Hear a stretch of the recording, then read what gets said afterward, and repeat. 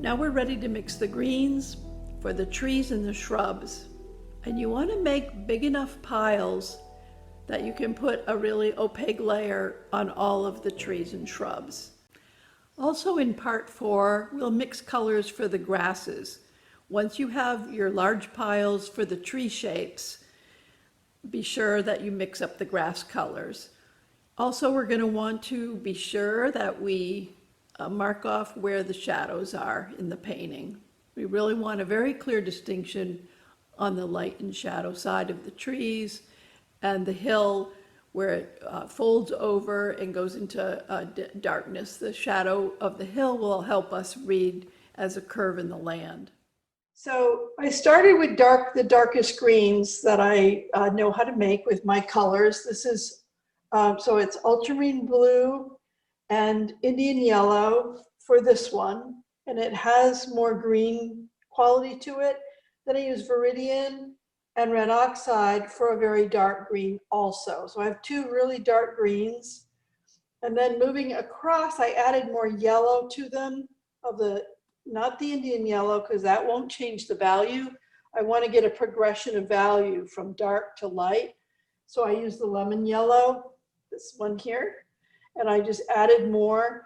For this one, I added a little bit of orange to it to make more of a really warm kind of green orangey color, which also could be used in places in the field. So let's get our greens in next. And for that, I'm going to use my darkest greens for the distance. You can always come back over and change them if they're too dark. We'll mix that up. We also want dark green on this oak that's right here. And then I have here a bit of blue. There's no green in it. It's pure blue, because as you look into the distance at trees, they get very, very, very blue. So there may be a touch of yellow in this, but mostly it's blue. And eventually we'll want to get a color that's part way between the blue and the green for this area here, because it's not quite way distance, but it's in the foreground. And we might be able to just mix some of this in with some of the other greens. It also gets lighter as you go into the distance, which is why this is so much lighter than this one. Okay, so I'd like to give you a few minutes. I'll get a sip of water, give you a few minutes to mix your greens. So just as you move across your palette, add more yellow this way. You can even throw in some orange as you get here to here. You can try see what Indian yellow will make if you mix that into one of your greens. It's all kind of fun. Play around with your color and see how many different values of green you can create. We can easily cover the darks with lights because of how oil paint is. The darks are transparent, the opaques, the light colors mostly are opaque colors, and we'll cover easily. So I think we'll start. I'm going to put this is a really dark green. I'm going to put that at the base everywhere. I'm going to try to keep the upper edge a little uneven.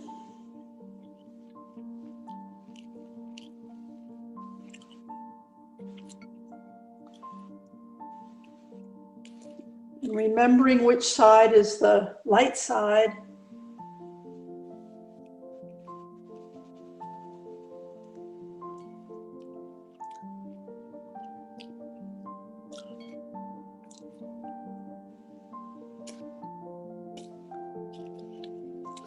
I'm going to put the darks in here as well. Dark green.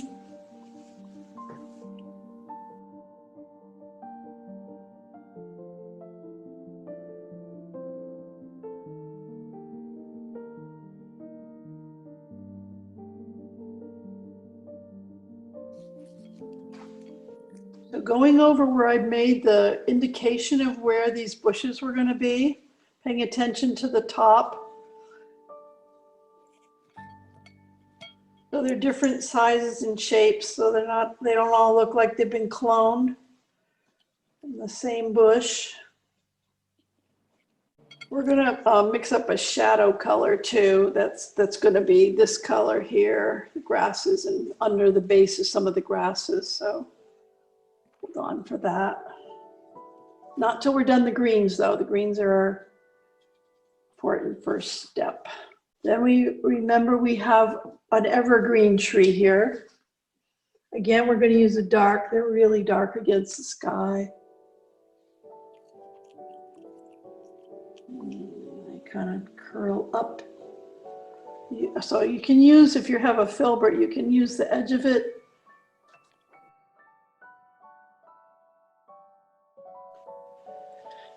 to make the branches.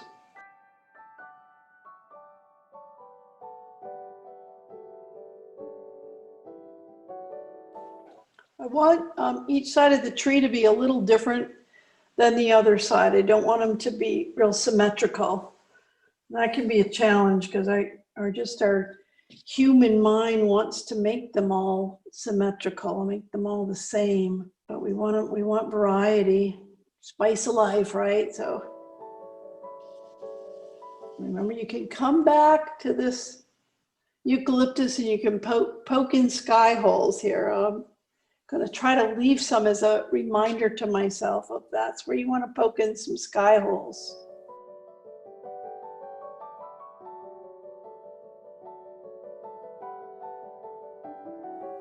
We're just covering this whole area and I am painting slower,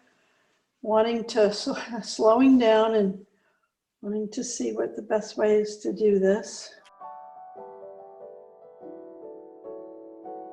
This is probably, this eucalyptus here, we can make it a little bit different color. It's probably one of those blue gum eucalyptus that it's more of a blue shade. Add a little bit of blue to that.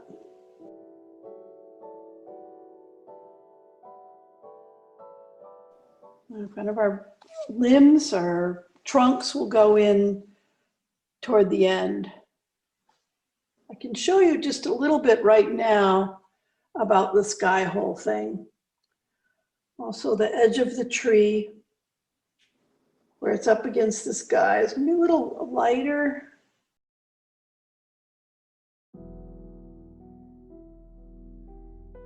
People use a rigger for trunks, but we'll see how this works.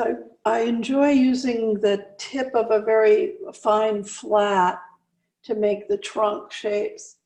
The other thing we can do, you see how that lifts up? Just take this in and I'm pulling out what's beside there.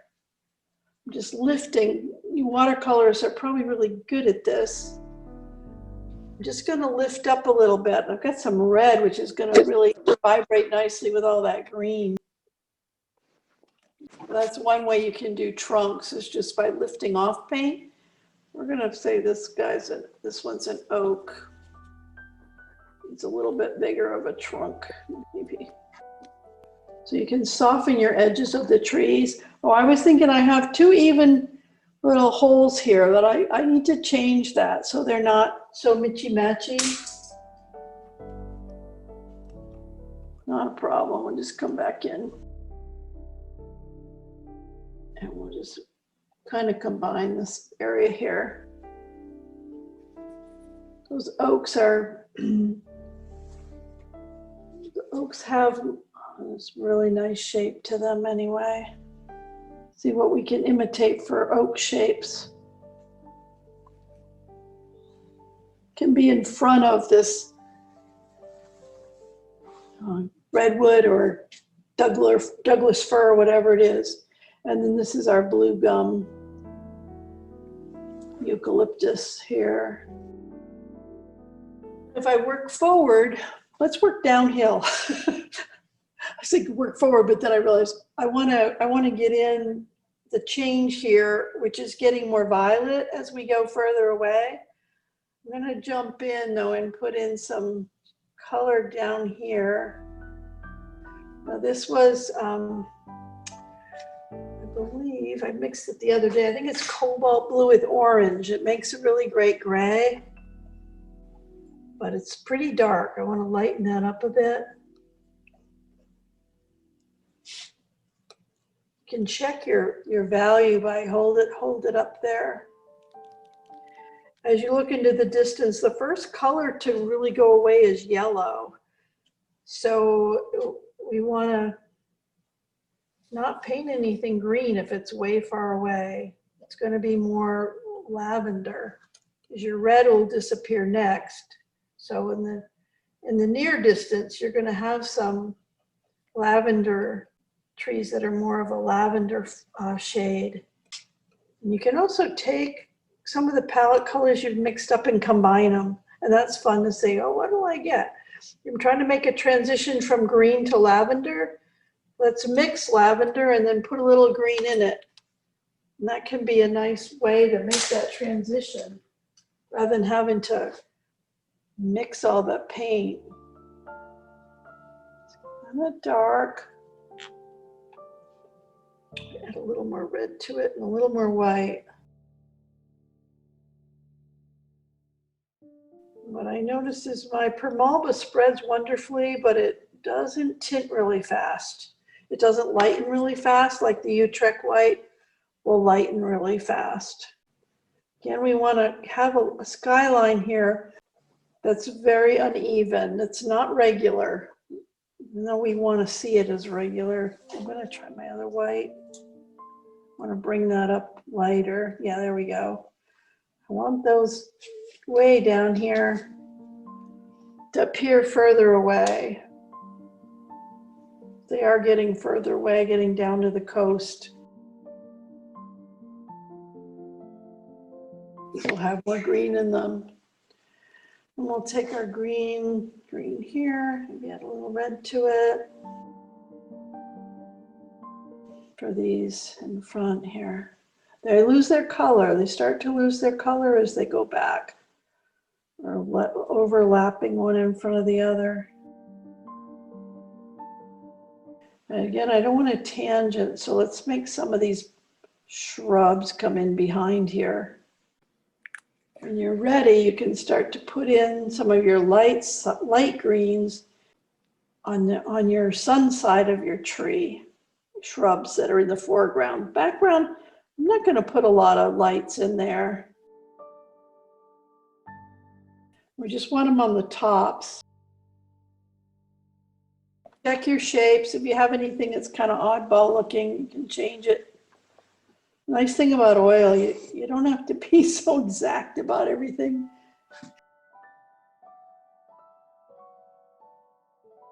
There, I'm trying to lay this paint down and leave it alone. So I'm not squishing anymore, brushing really hard. And I might get warmer as I come forward. That's pretty warm. That may be a little bit too big of a jump.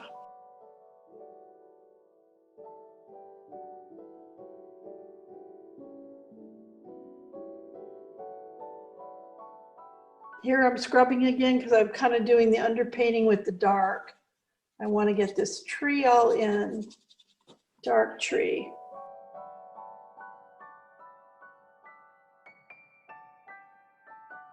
It's my stop so you don't slide off my page.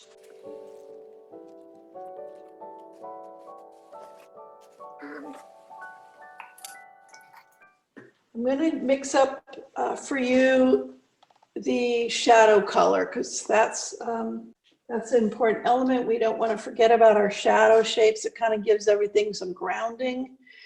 What do I have for here? I'm going to scrape off and put aside some of this green and clean my palette a bit. So I have a place to mix that kind of nice, warm, shadowy color. And that's where you're going to use magenta with your cobalt and orange. These little paint scrapers come in handy, except for this palette I've neglected it quite a bit so it doesn't scrape so clean. Here I'm going to take orange. Orange and cobalt blue make a beautiful gray. What I love about it is you can push it warm or cool depending on how much orange you put in or how much blue. So I want a warm shadow. I'm going to put a little bit. I'm going to need more paint than that. So Let's do a big chunk here. So you can see I'm going for a warm gray. This is cobalt blue, cat orange. Now I want it to be a little bit on the red tinge. I think I've got the right value. I'm just going to put in a little bit of magenta. There we go. So let me find another brush. It goes through a lot of brushes. Your red oxide brush would work for this too. It's already got that warm brown on it, so. Okay, so we have our path here. We want path to have a bit of orange in it. A bit of the shadows color is going to be coming across the path in places. I didn't end up putting that big bush here. This whole edge going downhill. This is where I want to make sure I have enough paint that I can just set it down.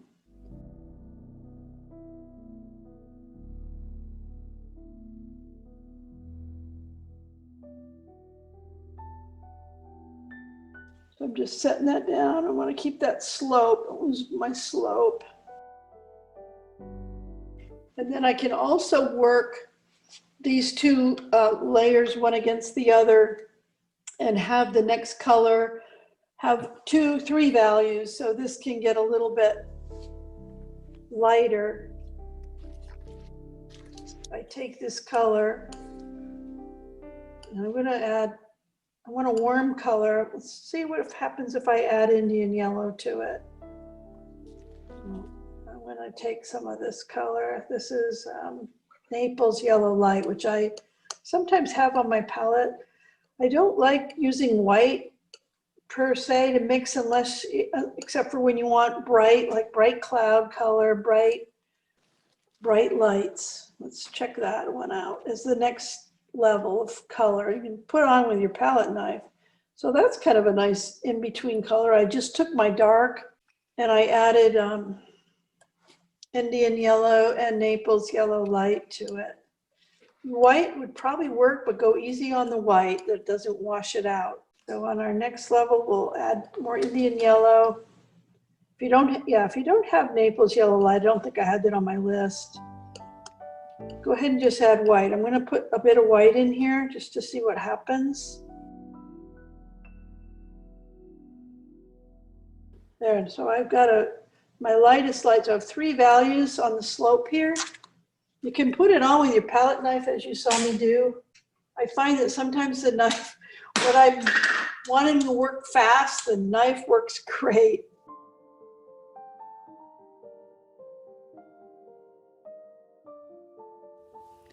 That concludes part 4 of the demo.